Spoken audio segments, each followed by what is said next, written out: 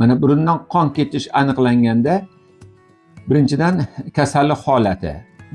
Boshni orqaga qilish kerak emas. Agar boshni orqaga qilsak, bu qon tomoq orqali oqib, biz burundan qon ketayotganini aniqlay olmay qolamiz. Shuning uchun burundan qon ketgan paytda boshni oldinga qilib, peshonaga va ensa sohasiga muzday suv bilan qo'llangan sochuvni qo'yamiz va burunga moylangan paxtadan tiqamiz. Bu birinchi yordam bo'ladi.